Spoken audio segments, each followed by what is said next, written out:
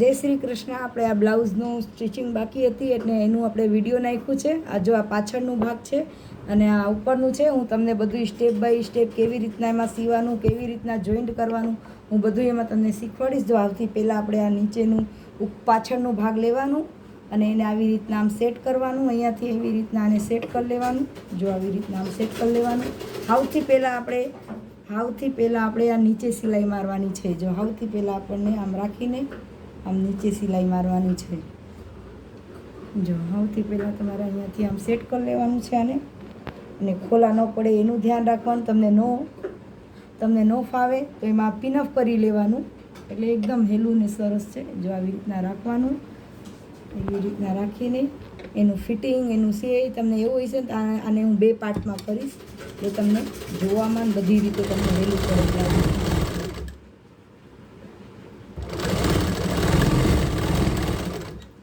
મારી વિડીયોને લાઈક કરજો, સબસ્ક્રાઈબ કરજો, શેર કરજો, કમેન્ટ કરજો અને બીજાને જણાવજો કે અમે બપોરે લાઈવ આવીને શીખવાડીશું. શનિવારે અમે મહિનાના છેલ્લા શનિવારે અમે ફ્રી ઓફ ક્લાસ રાખી છે. જો હવે આ થઈ ગયું આપણે આવી રીતના. હવે એની પછી આમ ગોઠવી દેવાનું. આવી રીતના ગોઠવી દીધું. અહીંયાથી આમ હાથેથી. કાલે નથી, છેલ્લો શનિવાર કાલે નથી. પછી બંધ કરી દેજો.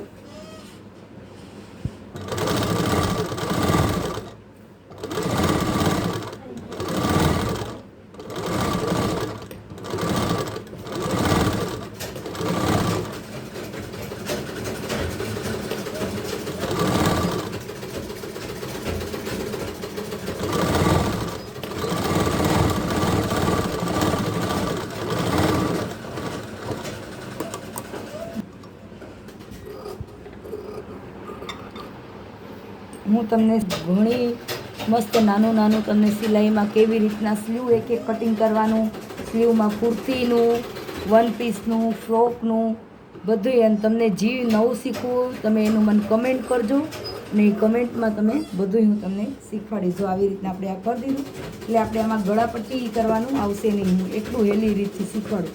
અને ગળાપટ્ટી હું તમને શીખવાડીશ. 3 ગળાપટ્ટી હોય ને, બધી ઉરેબવાળી અને પછી પેલી પટ્ટીવાળી, પાઇપિંગવાળી 3 ગળાપટ્ટી હું તમને બ્લાઉઝમાં અલગ અલગ સરસ શીખવાડીશ.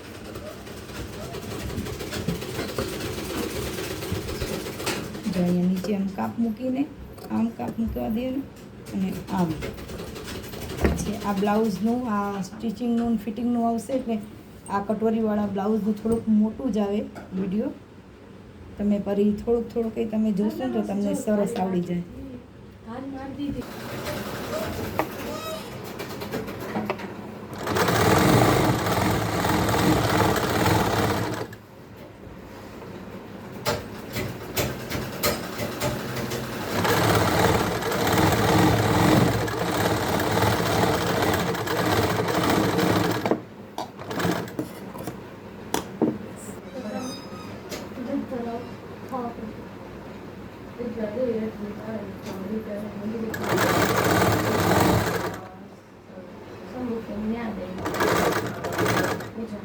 મારા વિડીયોમાં થોડીક અવાજ આવે એનાથી સોરી છે, કેમ કે હું ક્લાસે કરાવું છું ને ક્લાસમાં જ વિડીયો બનાવું છું. હંચાની અવાજ તમને થોડુંક ઓલું થશે.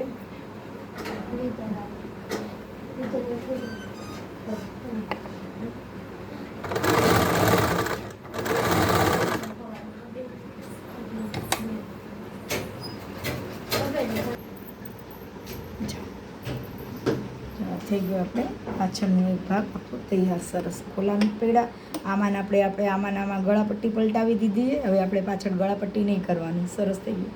ભાગમાં આપણે ટક્સ લેવાનું છે. 5 ઇંચનું ટક્સ લેશું. એટલે આપણે અહીંયાથી ટીક કરીને અને આ કર્યું ને આ કર્યું, અને આને જ આપણે અહીંયાથી આમ રાખવાનું. સરસ. જો આમ રાખીને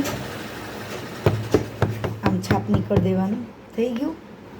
હવે પછી આને આપણે હે ને આ જો આવી રીતના મૂપાડવાનું. આ જો આવી રીતના કરવાનું. પછી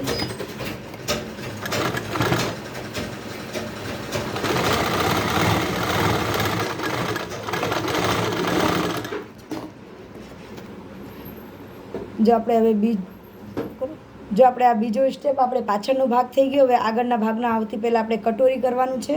કટોરી કરવાનું છે તો આ કટોરીમાં જો આ સામે સામે જ ભાગ મૂકવાનું. આ એક સામે ગોઈઠું છે ને સામે બીજો ગોઠવાનું છે. આ જો હવે આને એકને સ્ટિચિંગ કરવું. જો આને આવી રીતના કરીને એને આખું અસ્તરમાં આપણે જોઈન્ટ કરી દેવાનું છે. આ અસ્તરવાળું બ્લાઉઝ કટોરીવાળું છે એમાં ઝીણું ઝીણું તમને હું શીખવાડીશ. એની વિડીયો થોડીક મોટી થાય પણ તમને એને સરસ તમને એકદમ આવડી જ જાય.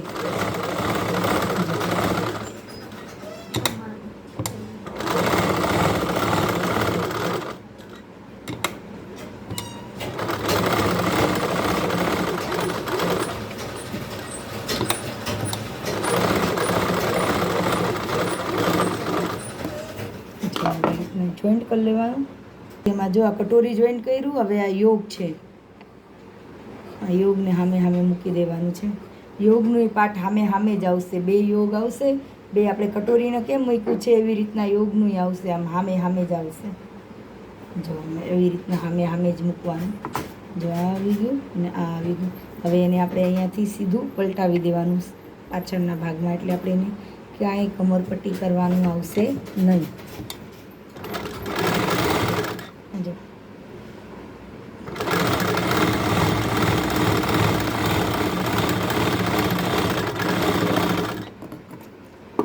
આપણને આ પાર્ટને હવે આ પાર્ટને આવી રીતના અહીંયા સિલાઈ કરી દેવાની.